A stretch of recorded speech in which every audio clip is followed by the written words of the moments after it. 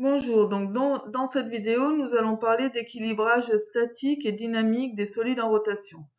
Dans un premier temps, on va mettre en évidence l'apparition de vibrations lorsque les solides sont mal équilibrés autour de leur axe de rotation.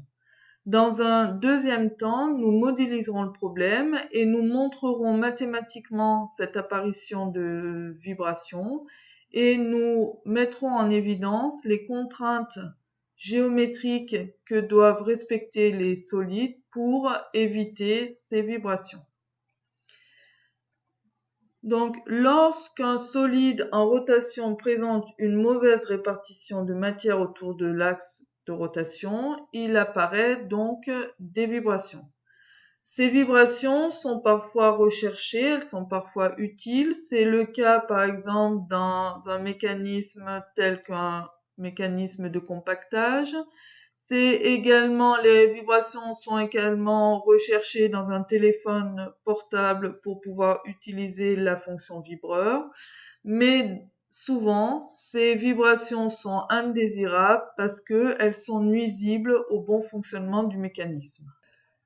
Pour supprimer ces vibrations, on va voir qu'il faut réaliser ce qu'on appelle un équilibrage statique et dynamique. Cet équilibrage statique et dynamique peut être réalisé de deux manières différentes. La première manière, c'est ce qui se passe lorsqu'on équilibre une roue de voiture, c'est-à-dire on ajoute dans ce cas-là des maslottes qui ont pour but donc d'équilibrer statiquement et dynamiquement la roue.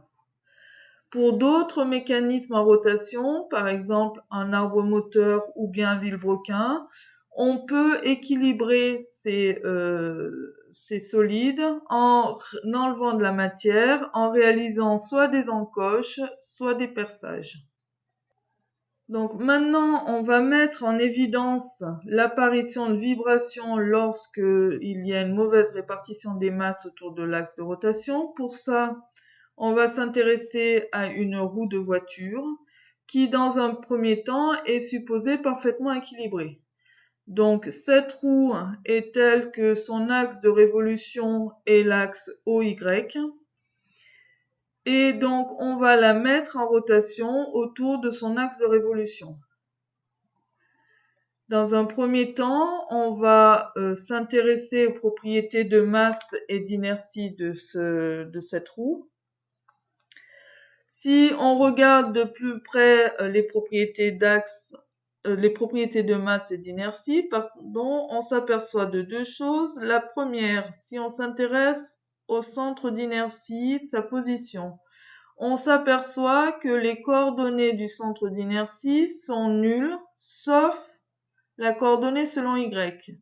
Ce qui veut dire géométriquement que le point G, centre d'inertie, appartient à l'axe OY et je rappelle que l'axe OY c'est l'axe de rotation. Donc on s'aperçoit que pour une roue parfaitement équilibrée, le centre d'inertie est sur l'axe de rotation. D'autre part, si on regarde la matrice d'inertie au niveau du point O étant sur l'axe de rotation, on s'aperçoit que les produits d'inertie contenant l'axe OY, c'est-à-dire l'axe de rotation, sont nuls. Et donc, on en déduit, en termes de vocabulaire, que l'axe OY est principal d'inertie.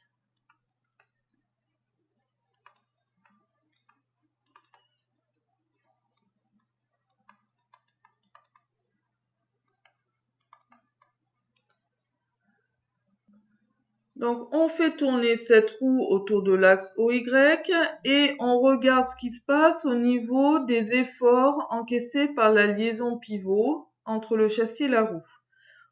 À l'aide de Meca 3D, on demande d'afficher la norme de la résultante de l'action mécanique et là, on s'aperçoit que quelle que soit la position de la roue, la norme de la résultante est constante.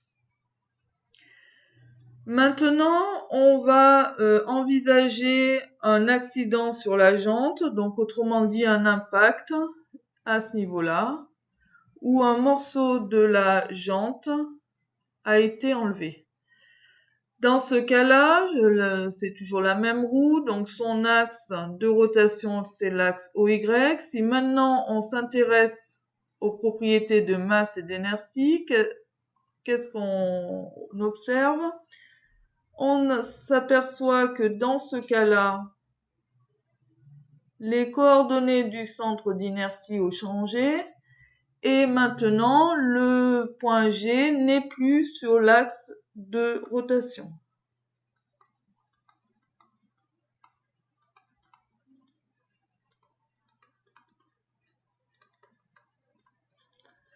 D'autre part, si de la même manière on s'intéresse à la matrice d'inertie en haut, on s'aperçoit maintenant que les produits d'inertie contenant l'axe de rotation ne sont plus nuls.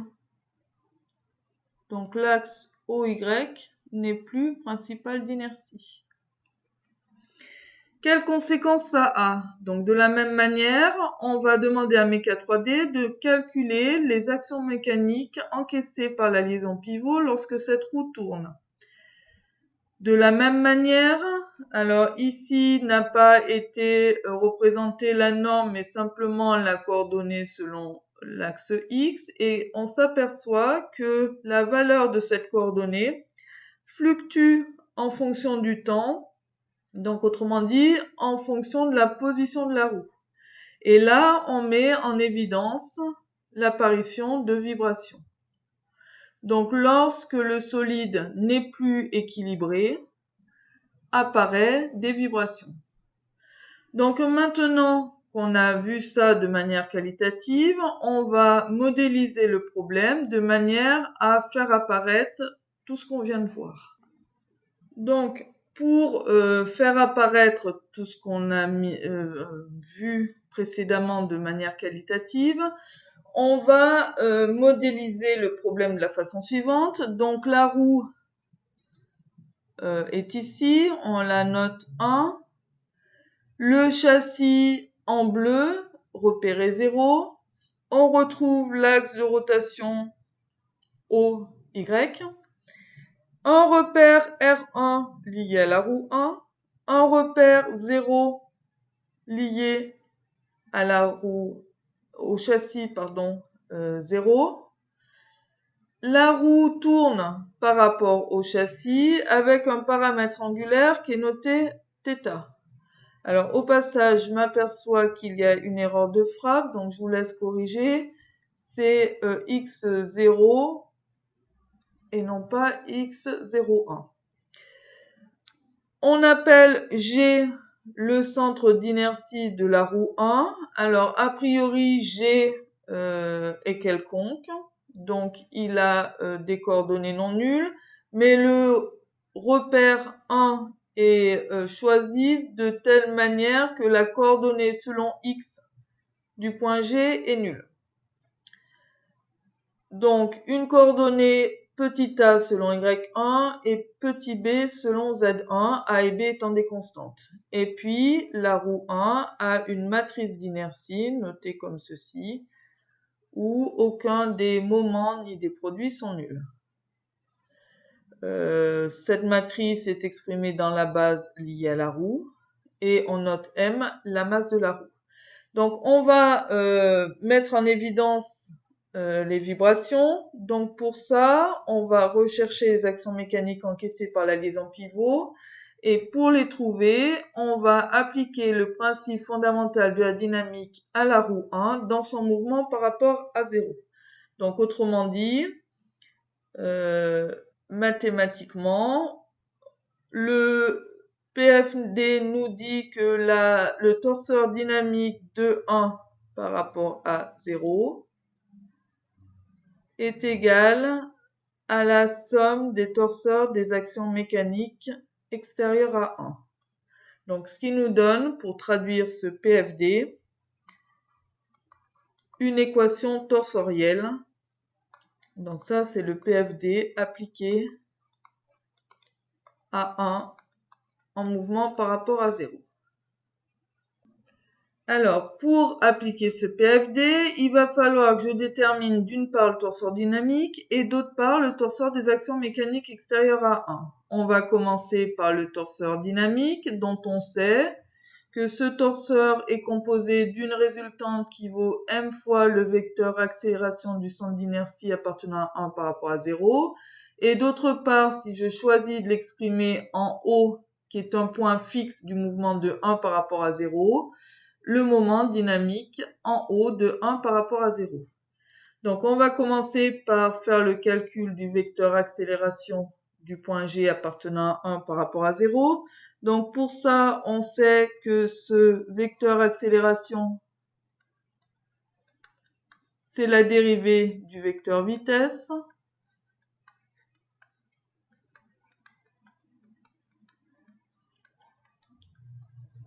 Cette dérivée est à faire avec comme référence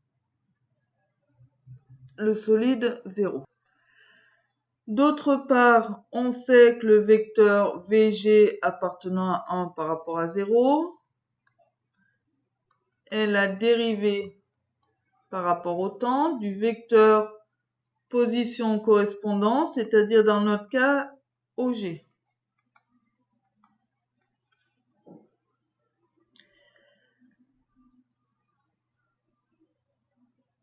OG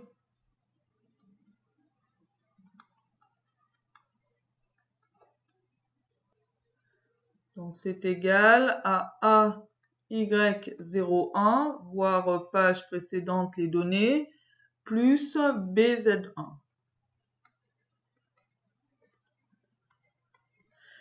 Alors, je rappelle que 1 tourne par rapport à 0 autour de l'axe Y01. Donc, si je fais un petit schéma de changement de base, je mets l'axe commun, donc l'axe de rotation venant vers nous. C'est X01. Je complète ma base de référence liée à 0 telle que la base soit directe. Donc si Y vient vers nous, ça veut dire que Z est horizontal et X est vertical. Et puis, si je mets en rouge ce qui est lié à la roue 1, donc j'ai l'axe Z1 ici, X1 ici, et le paramètre angulaire qui a été noté dans l'énoncé θ se retrouve ici.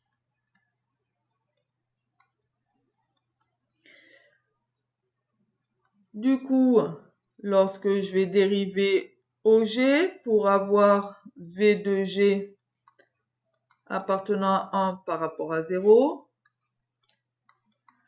je vais devoir dériver ce vecteur-là. Je rappelle que petit a, petit b sont des constantes. Y01 est un vecteur qui est fixe par rapport à 0. Donc du coup, quand je vais dériver cette somme de deux vecteurs, le premier va être nul et il va me rester b fois la dérivée de Z1 par rapport à 0. Et cette dérivée-là, on sait que ça fait b θ point X1.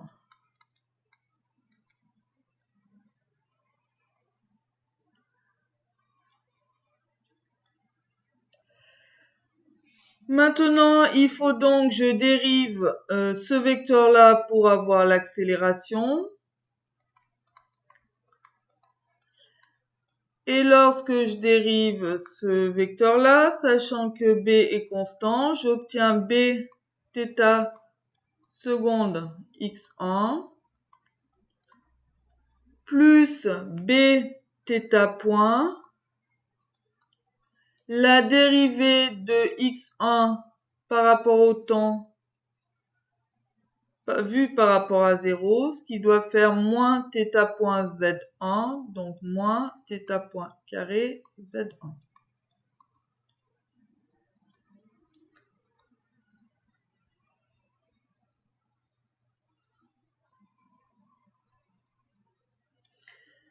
Donc du coup, voilà pour le vecteur accélération du centre d'inertie appartenant à 1 par rapport à 0. Il faut maintenant que je calcule le moment dynamique du point O appartenant à 1 par rapport à 0. O est un point fixe du mouvement de 1 par rapport à 0. Donc du coup, on sait que c'est la dérivée par rapport au temps du moment cinétique de O appartenant à 1 par rapport à 0. Comme O est un point fixe du mouvement, alors ce moment cinétique, c'est directement le produit de la matrice d'inertie en O multiplié par le vecteur vitesse angulaire de 1 par rapport à 0.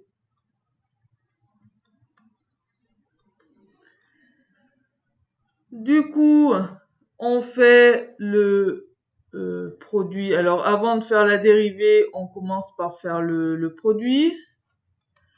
On fait attention. Cette matrice est donnée dans la base 1. Il faut donc que j'exprime ce vecteur dans la base 1 et le total va me donner un vecteur dans la base 1. Je réécris correctement le D là qui est pas bien calligraphié. Voilà. Alors, quand on fait le calcul, on doit trouver moins f θ point x1 plus b θ point y01 moins d θ point z1. Et tout ça est à dériver par rapport à la référence qui est 0. J'exagère un peu les points pour qu'il n'y ait pas d'ambiguïté. Donc, on fait la dérivée maintenant de cette expression. Alors, attention.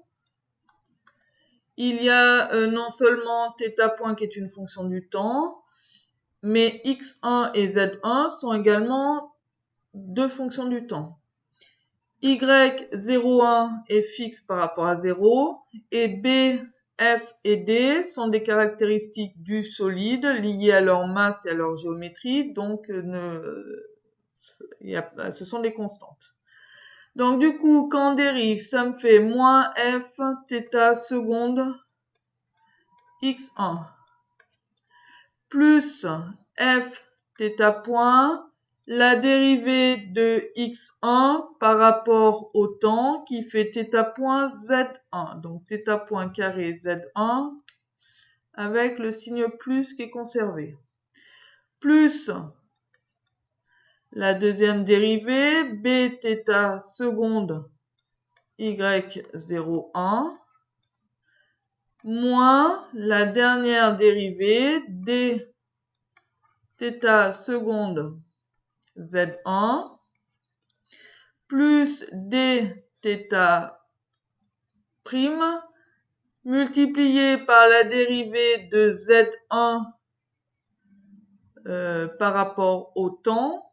Donc cette dérivée donne θ point x1, donc ça fait θ point carré x1.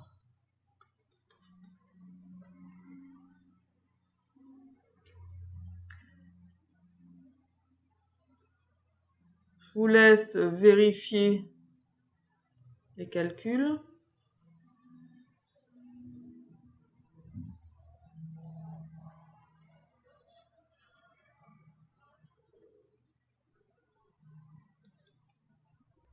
On va s'intéresser maintenant au torseur des actions mécaniques extérieures à 1. Pour ça, il faut faire un bilan d'actions mécaniques extérieures à 1 ainsi qu'une modélisation. Donc, quand on fait le bilan des actions mécaniques extérieures à 1, on doit trouver la pesanteur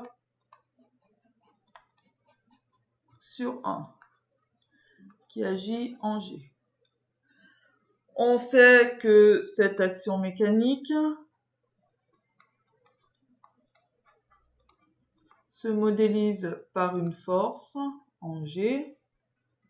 Donc, qui dit force dit pas de moment. Une force qui est verticale descendante. Et nous, dans notre cas, ça fait moins mg x0. D'autre part, on recense l'action du châssis sur 1 via la liaison pivot au niveau du point O. Et cette action mécanique, si la liaison est parfaite, se modélise par un torseur de la forme X, Y, Z. C'est une liaison pivot d'axe O, Y, donc L, 0, N. Ça, c'est au niveau du point O. Et elle s'exprime, cette action mécanique s'exprime de la même manière que je sois dans la base 0 ou dans la base 1. Donc on verra après ce qu'on choisit. Je rappelle que ça, c'est parce que on a une liaison pivot parfaite d'axe O, Y, 0, 1. Du coup, le torseur, la somme des torseurs des actions mécaniques extérieures, ce qu'on a noté comme ça, revient au torseur de pesanteur sur 1 plus torseur de 0 sur 1.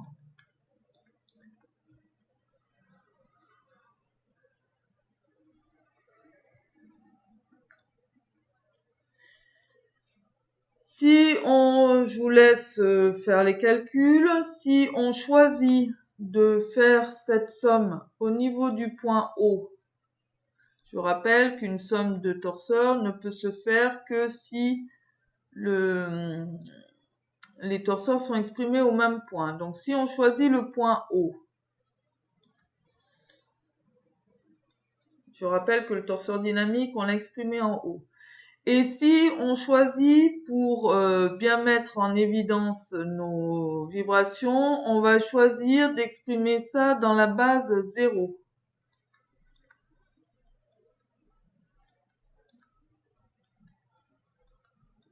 Donc, il faut faire un changement de point ici. Et là, il suffit de privilégier cette base-là et du coup d'annuler celle-ci. Du coup, tout calcul fait, vous devez trouver que la somme des actions mécaniques extérieures à 1 s'exprime donc en haut dans la base 0, X, Y, Z, et en termes de moment, L, moins M, G, B, cos θ. Je rappelle que θ, c'est le paramètre de rotation entre 1 et 0, et N plus MGA.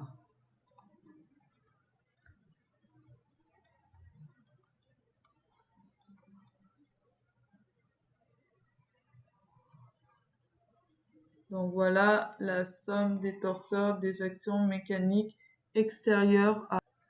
Alors attention, j'ai oublié là, c'est X moins mg, puisque la résultante du torseur de la pesanteur, c'est moins mg.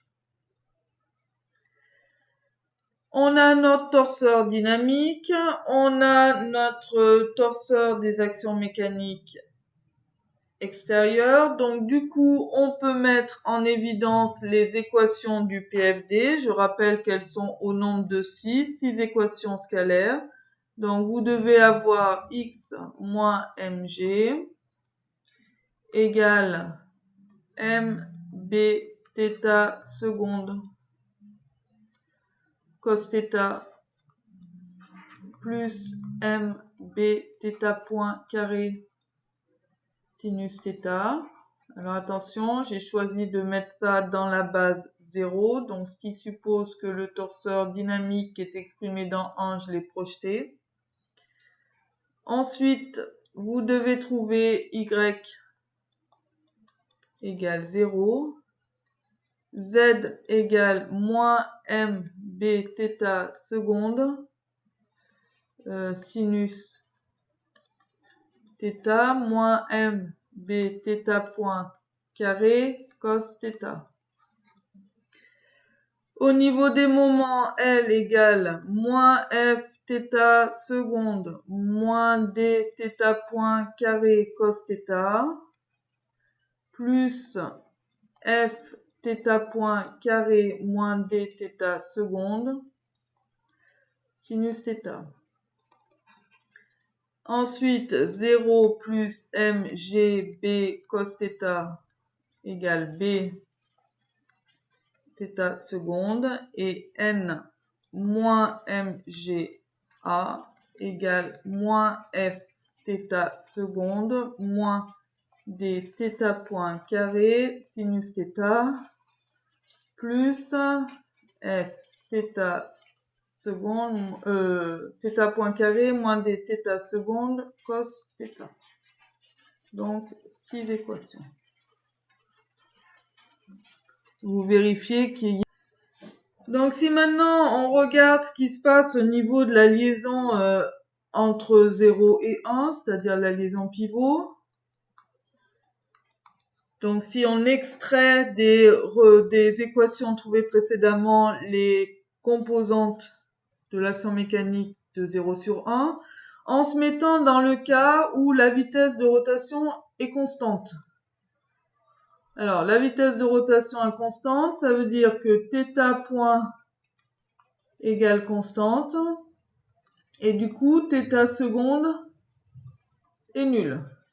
Donc, du coup, ça va simplifier l'expression, et on doit trouver que selon x, la résultante, c'est mg plus mb θ point carré sinus θ, 0 moins mb θ point carré cos θ. Ça, c'est pour la résultante. Et pour le moment, on doit trouver moins d θ point carré cos θ plus f θ point carré sinus θ, 0, et mga plus d θ point carré sinus θ plus f θ point carré cos θ, tout ça en haut dans la base B0. Donc là, on s'aperçoit de quoi? C'est pour ça qu'on l'a mis dans la base 0. On s'aperçoit que si on trace les coordonnées de la résultante ou du moment, on s'aperçoit que ça dépend de la position de la roue 1 par rapport à 0, c'est-à-dire que ça dépend de l'angle θ. Et donc là, on met en évidence l'existence de vibrations. Donc, à vitesse constante, les efforts dans la liaison dépendent de la position de la roue 1. Ils ne sont pas constants et donc il y a vibration. On a montré que dans ce cas-là, il y a vibration du solide. Donc, en termes de définition, on dit qu'un solide en rotation est équilibré lorsque s'il tourne à vitesse constante, les paliers n'encaissent que des efforts dus aux actions mécaniques, poids, etc., aux actions mécaniques extérieures, mais ne dépendent pas de la position angulaire du solide, donc autrement dit, ce qu'on appelle les effets de l'inertie. Donc du coup, si on regarde de plus près ce qu'on a obtenu, si on veut que ces efforts ne dépendent pas de la position angulaire de la roue par rapport à la jante, alors qu'est-ce qu'il faut? Il faut annuler les termes en cosinus et en sinus. Donc première chose, si je prends le plus simple, celui-là, si je veux annuler, alors sachant que la roue a une certaine masse, on ne peut pas la changer. La vitesse angulaire, elle est fixée. Donc, ce qu'il nous reste à faire, la seule chose sur laquelle on peut jouer, c'est B. Donc, il faut que B soit nul. On va voir ensuite ce que ça génère. Ici, de la même manière, si B est nul, on voit qu'on va annuler ce terme-là. Donc, on aura une action mécanique, une résultante selon X constante. Et puis pour les moments, on voit que pour que les coordonnées du moment ne dépendent pas de la position angulaire de la roue, alors il faut que D soit nul et F soit nul. À ce moment-là, ça annule effectivement.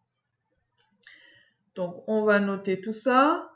Donc premièrement, il faut que B soit nul et on s'aperçoit que B est nul. Ça sous-entend que G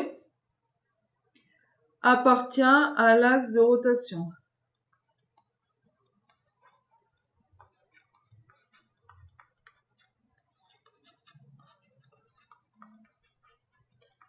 Donc si le centre d'inertie appartient à l'axe de rotation de la pièce, on dit que le solide est équilibré statiquement. On dit que le solide 1 est équilibré statiquement. Donc dire qu'un solide est statiquement. Donc dire qu'un solide est équilibré statiquement, ça veut dire que son centre d'inertie appartient à l'axe de rotation. Deuxième chose qu'on a vue, pour annuler les vibrations au niveau des moments, il faut que D égale F égale 0. Donc autrement dit, la matrice, il faut qu'elle soit de cette forme-là. Donc ce qui veut dire qu'il faut que l'axe de rotation, donc ici OY, l'axe de rotation, ici OY01, est principal d'inertie. Je rappelle que être principal d'inertie, ça veut dire que les produits d'inertie qui concernent cet axe sont nuls. Et là, dans ce cas-là, on dit que le solide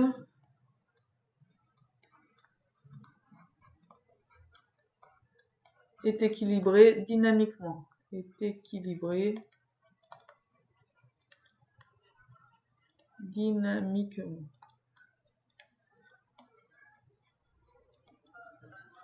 Donc, dire qu'un solide est équilibré dynamiquement, ça revient au fait que son axe de rotation soit principal d'inertie.